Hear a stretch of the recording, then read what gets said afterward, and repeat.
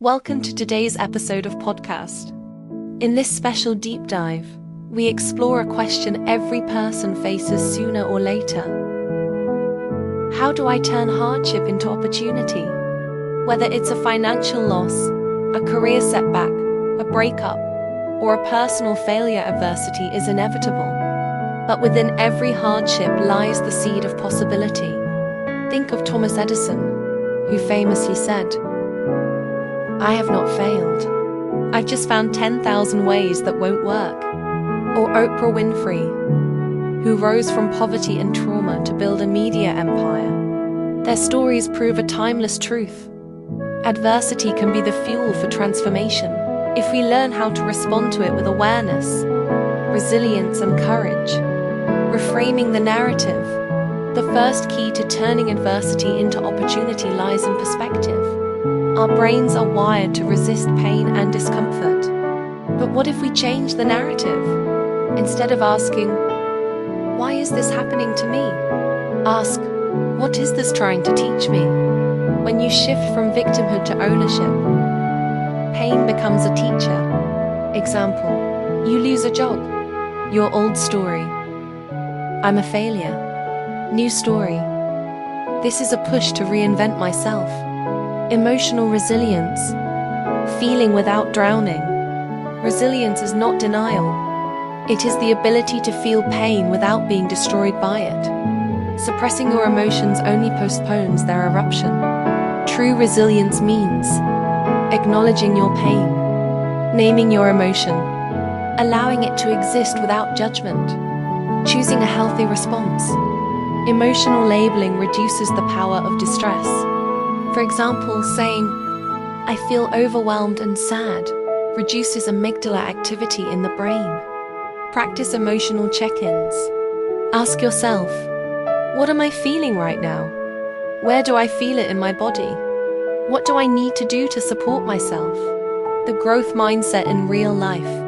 Coined by psychologist Carol Dweck, the growth mindset is the belief that our abilities can be developed through effort, strategies, and feedback.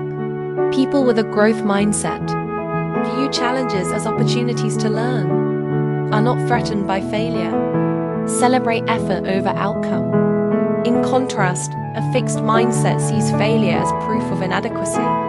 Sarah Blakely, founder of Spanx, was taught by her father to celebrate failures. Every week he asked, "What did you fail at?" If she had nothing to share, he was disappointed. This cultivated risk-taking and experimentation, key drivers of innovation. Replace "I can't do this" with "I can't do this yet." After failure, ask, "What is this teaching me?" rather than "Why did I mess up?" The art of creative adaptation. Many innovations arise from adversity. When resources are scarce, creativity flourishes. COVID-19 forced restaurants to create delivery models, musicians to stream concerts online, teachers to digitize education. Some of these pivots led to long-term success. 3 strategies for creative adaptation. 1. Constraints as catalysts. Embrace limits as tools. 2. Lateral thinking. Borrow ideas from unrelated fields. 3. Problem inversion. Ask, what would solve the opposite problem? Building inner strength. The role of purpose. Viktor Frankl, Holocaust survivor and author of Man's Search for Meaning, discovered that those who survived unimaginable suffering had one thing in common: a strong sense of purpose. Adversity without meaning breeds despair. Adversity with purpose builds spiritual muscle. What am I fighting for? Who am I becoming through this hardship? How can I serve others through my story? Write a letter to your future self. 5 years from now, describe how you used your current struggle to grow, contribute, and evolve. Taking action. The power of micro steps. Adversity can paralyze us, but action, even small, creates momentum. Our brain rewards completion. One small success rewires the brain for confidence. Remember, You don't climb Everest in a day. You put on your shoes. Start where you are. Use what you have. Do what you can. Surrounding yourself with empowering environments. Environment is stronger than willpower. Surround yourself with people who inspire growth, content that feeds courage, spaces that promote clarity. If your environment constantly reminds you of lack, you'll live in fear. Create environments that remind you of who you can become. Follow people online who overcame adversity. Create a vision board of what's possible. Clean your physical space, it influences mental clarity. Sharing the gift of your story. Pain, once healed, becomes medicine for others. Telling your story doesn't require a stage. It can be a post on social media, a conversation with a friend, a journal shared with your children one day.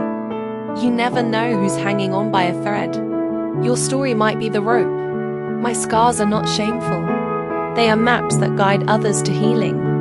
Adversity is the curriculum. Adversity is life's greatest teacher. It strips away illusions. It humbles our egos. It awakens dormant strengths. It reveals the fire inside. If you're going through a hard time, remember, you're not broken. You're being broken open. This is not the end. It's the edge of your transformation. You are not a victim of circumstances. You are a sculptor of meaning. Thank you for listening. Stay strong. Stay hopeful, and remember, your struggle today can be the reason someone else survives tomorrow.